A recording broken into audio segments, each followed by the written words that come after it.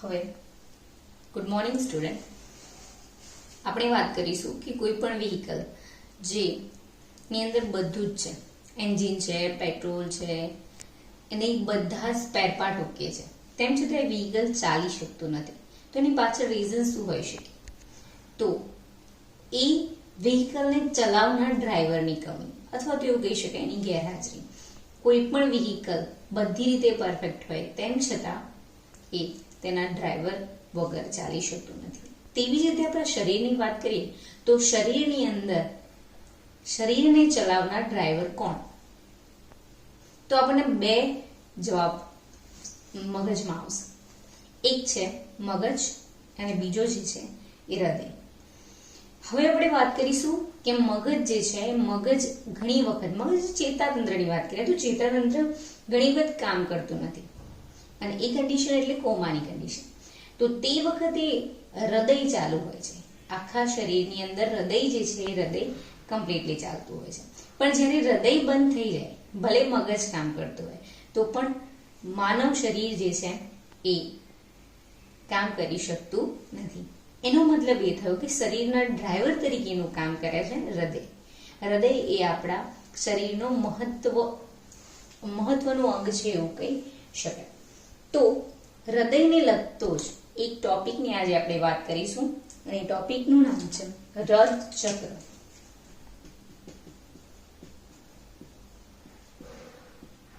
અહીંયા હૃદ ચક્ર સમજતા પહેલા આપણે બે શબ્દો સમજવા પડશે.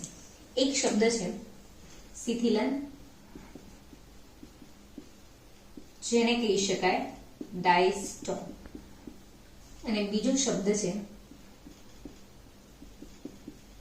સંકોચન, જેને કહી શકાય સિસ્ટોલ. હવે જ્યારે હૃદ ચક્રની શરૂઆત થાય છે ત્યારે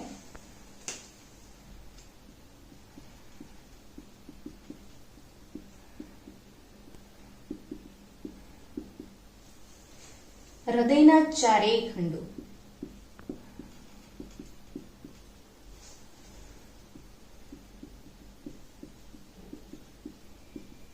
શિથિલન એટલે એવું કહી શકાય કે ડાયસ્ટોલની અવસ્થામાં હોય છે.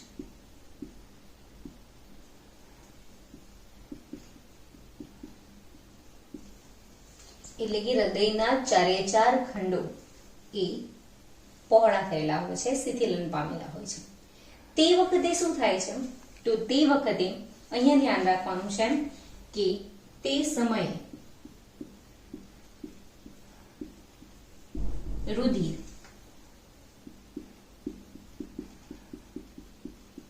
ડાબા કર્ણકમાં ફુફ્ફુસીય શિરા દ્વારા આવે છે.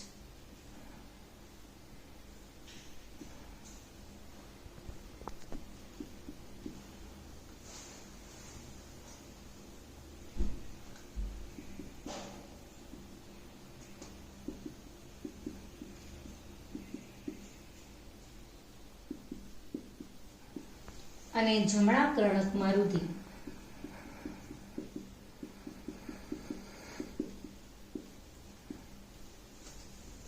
મહાશિરા દ્વારા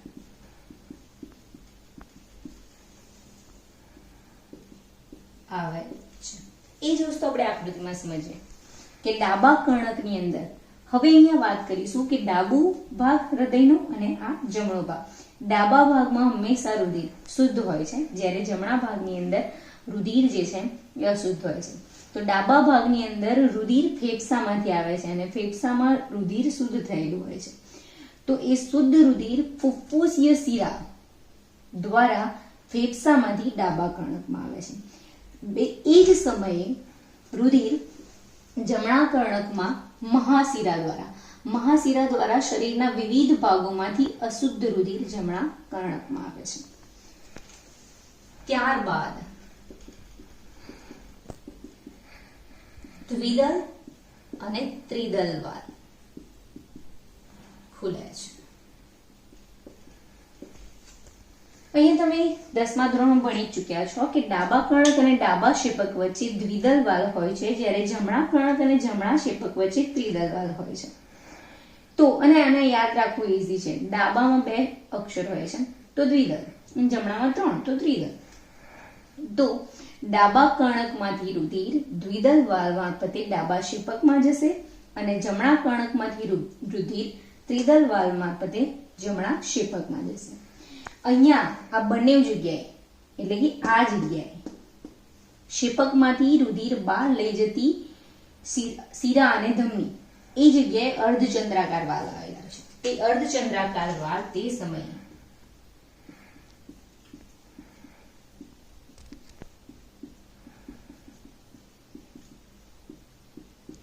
બંધ હોય છે. આ રથચક્રની શરૂઆતની વાત કરીએ આપણે કે રથચક્રની શરૂઆતમાં ચારેય ખંડો શિથિલનની અવસ્થામાં છે. શિથિલન એટલે પહોળા થયેલા છે, એટલે એની અંદર રુધિર ભરાશે. જમણા કર્ણકમાં રુધિર આવશે મહાશિરા દ્વારા, ડાબા કર્ણકમાં રુધિર આવશે ફુફ્ફુસીય શિરા દ્વારા. અહીંયા તમે સિમ્પલી યાદ રાખી શકો છો કે હંમેશા કર્ણકમાં રુધિર શિરા દ્વારા આવે. તો ડાબા કર્ણકની અંદર કોઈ દિવસ શિરા હોઈ શકે નહીં, મતલબ કે શિરામાં હંમેશા અશુદ્ધ રુધિર વહે.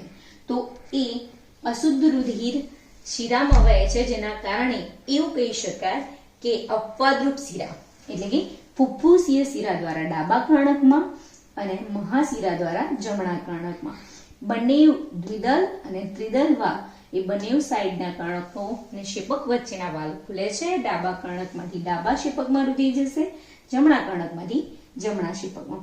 તે વખતે અહીંયા આવેલા અર્ધચંદ્રાકાર વાલ બંધ રહેશે, એટલે રુધિર શેપકોમાંથી બહાર જઈ શકશે નહીં. આ શરૂઆતની વાત છે. હવે આગળ વાત કરીએ આપણે કે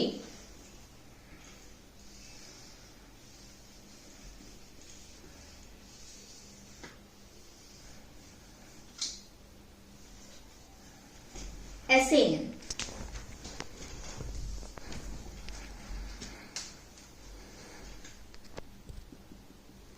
જેને કહેવામાં આવે છે સાઇનોએક્ચિયલ નોડ, જે જમણા કર્ણકના જમણા ઉપરી ખૂણામાં એટલે આ જગ્યાએ આવેલી હોય છે.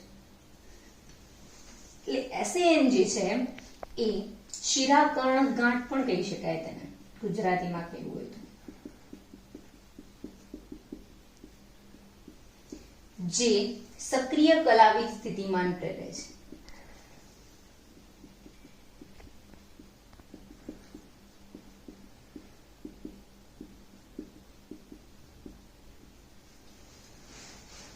SAN સક્રિય કલાવી સ્થિતિમાન પ્રેરવાના કારણે કર્ણકો સંકોચાય છે.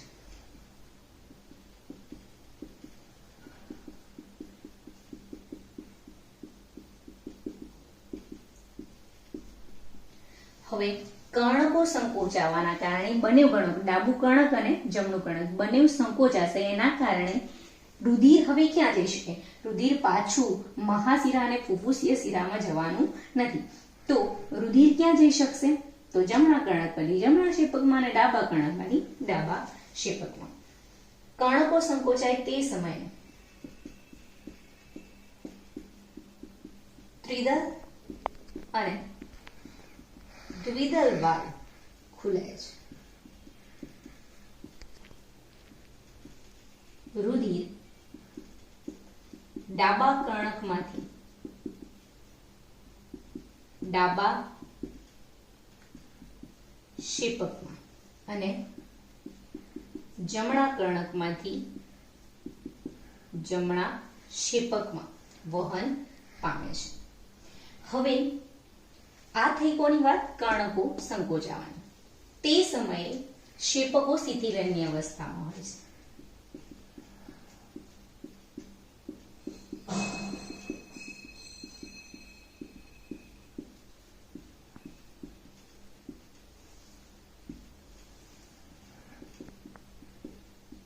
અહીંયા એક વાત યાદ રાખવા જેવી છે કે જ્યારે કર્ણકો સંકોચનની અવસ્થામાં હોય ત્યારે શેપકો શિથિલનની અવસ્થામાં હોય. જ્યારે શેપકો શિથિલનની અવસ્થામાં હશે ત્યારે કર્ણકો સંકોચનની અવસ્થામાં હશે.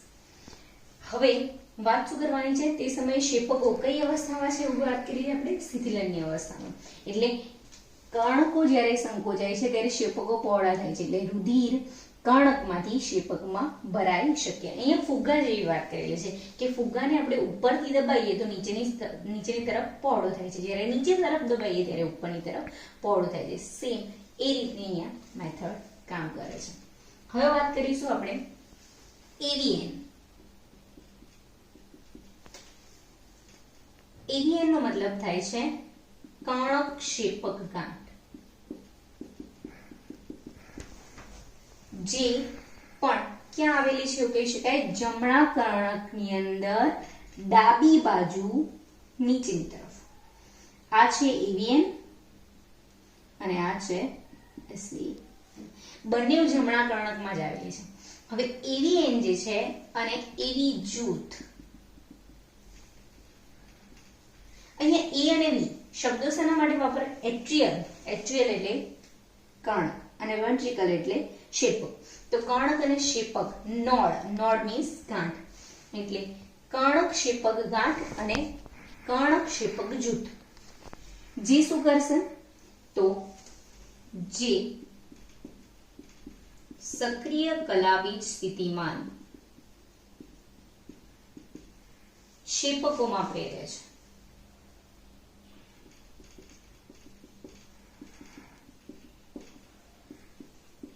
જેના પરિણામે ક્ષેપકો સંકોચાય છે.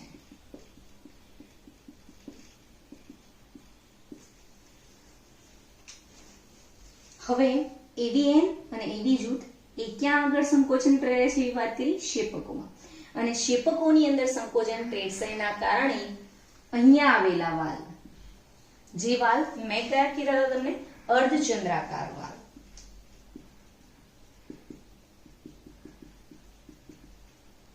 શું થાય છે? અહીંયા ખુલે છે. અને અર્ધચંદ્રાકાર વાલ્વ ખુલવાના લીધે જમણા ક્ષેપકમાંથી રુધિર ક્યાં જશે એવી વાત કરીશું આપણે? તો કે જમણા ક્ષેપકમાંથી રુધિર ફુફ્ફુસીય ધમની દ્વારા, જમણા ક્ષેપકમાં રુધિર હોય કેવું? અશુદ્ધ રુધિર. તો એ રુધિરને પાછું શરીરમાં તો મોકલી શકાય નહીં, એટલે એ રુધિરને આપણે શું કરવાની જરૂર છે? તો કે શુદ્ધ કરવાની. એટલે જમણા ક્ષેપકમાંથી રુધિર ફુફ્ફુસીય ધમની દ્વારા ક્યાં જશે એવું કહી શકાય? બંને બાજુના ફેફસા તરફ. જ્યારે ડાબા ક્ષેપકમાંથી રુધિર મહાધમની દ્વારા, કારણ કે ડાબા ક્ષેપકમાં રુધિર કેવું છે? શુદ્ધ. તો મહાધમની દ્વારા એ શરીરના વિવિધ ભાગોમાં જશે. તે સમયે હવે અહીંયા બે વસ્તુની વાત કરી છે. એક વખત કર્ણકો સંકોચાય છે ને એક વખત ક્ષેપકો સંકોચાય છે. અહીંયા કર્ણકો સંકોચનનો સમય જે છે એ સંકોચનનો સમય 0.1 સેકન્ડ છે, જ્યારે ક્ષેપકના સંકોચનનો સમય એ કેટલા સેકન્ડનો છે એવું કહી શકાય? તો કે તે 0.3 સેકન્ડનો છે. હવે આ થઈ શરી વાત, અને ત્યારબાદ પાછું ને પાછું હૃદય જે છે, હૃદયના 4 ખંડો સ્થિતિલયની અવસ્થામાં પાછા આવી જાય છે. એટલે અહીંયા એક નાની અમથી વાત ધ્યાનમાં રાખવાની કે રક્તચક્રની શરૂઆતમાં 4 ખંડો એ કઈ અવસ્થામાં હોય છે એવું કહી શકાય? સ્થિતિલયની અવસ્થામાં. ત્યારબાદ એસએએન એ સંકોચન પ્રેરે છે. શું કરીને? સક્રિય કલાબીજ સ્થિતિમાન પ્રેરીને કર્ણકોના સંકોચન પ્રેરે છે. એટલે કર્ણકોમાંથી રુધિર દ્વિદલ અને ત્રિદલ વાલ્વ મારફતે ક્ષેપકોમાં જશે. ડાબા કર્ણકમાંથી ડાબા ક્ષેપકમાં, જમણા કર્ણકમાંથી જમણા ક્ષેપકમાં. જે વખતે કર્ણકો શિથિલનની અવસ્થા અને સંકોચનની અવસ્થા હોય તે વખતે ક્ષેપકોની તેનાથી વિરુદ્ધ અવસ્થા છે. અહીંયા આપણે શું કીધું? કર્ણકો શરૂઆતની અંદર કઈ અવસ્થામાં આવે છે જ્યારે એસએએન સક્રિય કલાબીજ સ્થિતિમાન પ્રેરાય છે? તો કે તે સંકોચનની અવસ્થામાં. તે વખતે ક્ષેપકો શિથિલનની અવસ્થામાં, એટલે ક્ષેપકોમાં રુધિર આવી જશે. હવે નેક્સ્ટ વખતે શું થયું છે? ક્ષેપકો સંકોચનની અવસ્થામાં છે, એટલે ડાબા ક્ષેપકમાંથી શુદ્ધ રુધિર મહાધમની દ્વારા શરીરના વિવિધ ભાગોમાં અને જમણા ક્ષેપકમાંથી અશુદ્ધ રુધિર ફુફ્ફુસીય ધમની દ્વારા બંને બાજુના ફેફસામાં શુદ્ધ થવા માટે જશે. અને ત્યાર પછી પાછું 4 ખંડો શિથિલનની અવસ્થામાં. આ એક રથ ચક્ર પૂરું થાય છે. હવે એક રથ ચક્ર પૂરું થયું કહેવાય. એટલે કે સૌથી પહેલા ચારે ચાર ખંડો શિથિલાની અવસ્થામાં, પછી કર્ણકોનું સંકોચન, પછી શેપકોનું સંકોચન અને પાછું ચારે ચાર શિથિલાની અવસ્થામાં. આ એક રથચક્ર. હવે પણ એવું થાય કે એક રથચક્ર કેટલો સમય લે છે? તો નોર્મલી આપણે વાત કરીએ છીએ કે 1 મિનિટની અંદર કેટલા ધબકાર હોય છે એવું કહી શકાય? 72. તો 72 ધબકાર માટે કેટલો સમય લાગશે? 60 સેકન્ડ, જેને આપણે કહી શકીએ 1 મિનિટ. તો એક ધબકાર માટે કેટલો સમય લાગશે? તો અહીંયા આવશે 60 ભાગ્યા 72, 0.833 સેકન્ડ. એટલે એવું કહી શકાય કે એક રદ ચક્ર પૂરું થવા માટે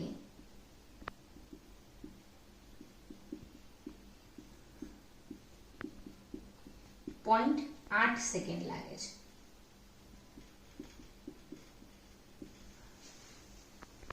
હવે આ સમયગાળો ગણી પણ શકાય છે. અહીંયા વાત કરીશું સમયગાળો કર્ણક અને શેપક. કરીશું 0.1 સેકન્ડ, 0.3 સેકન્ડ અને 0.4 સેકન્ડ. ટોટલ સેકન્ડ આપણે ગણીશું તો 1, 3, 4 ને 4 8, 0.8 સેકન્ડ. શરૂઆતની અંદર 0.1 સેકન્ડ માટે કર્ણકો જે છે કર્ણકોનું શું થાય છે? સંકોચન, જેને આપણે કહીશું સિસ્ટોલ. તે સમયે શેપકોનું શું થશે? ડાયસ્ટોલ, જેને કહીશું શિથિલન. ત્યારબાદ 3 સેકન્ડ માટે કર્ણકો પાછા કઈ અવસ્થામાં આવશે? ડાયસ્ટોલ. તે વખતે શેપકો કયા અવસ્થામાં હશે? સિસ્ટોલ. અને ત્યારબાદના 4 સેકન્ડ માટે 0.4 સેકન્ડ કર્ણકો અને શેપકો બંને ડાયસ્ટોલની અવસ્થામાં આવે છે. એટલે કે બંને પાછા શિથિલ. આ એક રથ ચક્ર પૂરું થવાનો સમયગાળો છે. 0.1 સેકન્ડ કર્ણકો શરૂઆતમાં સંકોચન થાય, તે સમયે શેપકો એ શિથિલનની અવસ્થામાં, એટલે કર્ણકોનું રુધિર શેપકોમાં આવે. ત્યાર પછી 0.3 સેકન્ડ માટે કર્ણકો એ શિથિલનની અવસ્થામાં આવે છે. તે વખતે કર્ણકો ભરાય છે. શેના દ્વારા? તો કે મહાશિરા દ્વારા જમણું કર્ણક અને ફુફ્ફુસીય શિરા દ્વારા ડાબા કર્ણકમાં રુધિર આવશે. અને શેપકો તે વખતે સિસ્ટોલની અવસ્થામાં, મતલબ કે સંકોચનની અવસ્થામાં આવે છે. અને જમણા શેપકમાંથી રુધિર ફુફ્ફુસીય ધમની દ્વારા ફેફસામાં જશે અને ડાબા શેપકમાંથી રુધિર મહાધમની દ્વારા શરીરના વિવિધ ભાગોમાં. ત્યારબાદ ચારેય ખંડો શિથિલનની અવસ્થામાં આવે છે. અને સંપૂર્ણ રથ ચક્ર પૂરું થવા માટે કેટલો સમયગાળો લાગે છે? 0.8 સેકન્ડ. હવે આપણે આગળ વાત કરીશું કે રદ ચક્ર પૂરું થતા કેટલું રુધિર શેપકોમાંથી બહાર આવે છે. તો અહીંયા આપણે વાત કરીએ કે એક રદ ચક્ર પૂર્ણ થતા દરેક શેપકમાંથી એનો મતલબ શું થાય છે? જમણું શેપક અને ડાબું બંને શેપકમાંથી 70 ml રુધિર બહાર આવે છે, મતલબ કે હૃદયમાંથી બહાર આવે છે. હવે આ 70 ml રુધિર એક રથ ચક્ર પૂર્ણ થાય ત્યારે આવે છે. પણ 1 મિનિટમાં કેટલા રથ ચક્ર થાય છે? 72. તો અને આ જે 70 ml છે એને સ્ટોક વોલ્યુમ કહેવામાં આવે છે. સ્પંદન દર.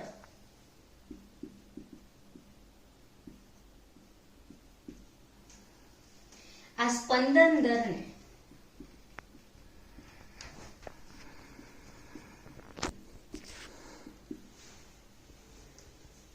રદ ધબકાર વડે ગુણવાથી આપણને શું મળે છે એવું કહી શકાય? તો હૃદયની કાર્યક્ષમતા. ચલો આપણે ગણી જોઈએ. સ્પંદન દર કેટલો છે આપણો? એટલે સ્પંદન દર એટલે એક હૃદ ચક્ર પૂર્ણ થતા ક્ષેપકોમાંથી બહાર આવતું રુધિર 70 ml. એને આપણે ગુણીશું 72 હૃદ ધબકાર અને આ બંનેનો ગુણાકાર જે છે એ ગુણાકારથી આપણને મળે છે ટોટલ વોલ્યુમ 5040 ml પર મિનિટ.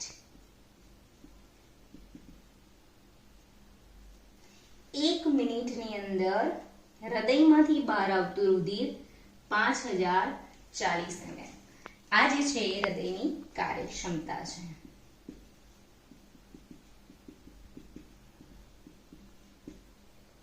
હવે હૃદયના ધબકાર સાંભળવા માટે ડોક્ટર જે છે એ સ્ટેથોસ્કોપનો ઉપયોગ કરે છે. અહીંયા તે વખતે કેવો અવાજ આવે છે તો કે બે પ્રકારના અવાજ આવે છે. એક અવાજ છે લવ અને બીજો અવાજ છે ડબ. લવ અવાજ ત્રિદલ વાલ અને દ્વિદલ વાલ અને ડબ અવાજ અર્ધચંદ્રાકાર વાલ. બંધ થવાથી આવે છે એટલે કે લવ અવાજ દ્વિદલ વાલ અને ત્રિદલ વાલ બંધ થાય છે ત્યારે આવે છે અને ડબ અવાજ અર્ધચંદ્રાકાર વાલ બંધ થાય છે ત્યારે આવે છે. આ થઈ હૃદ ચક્રની માહિતી.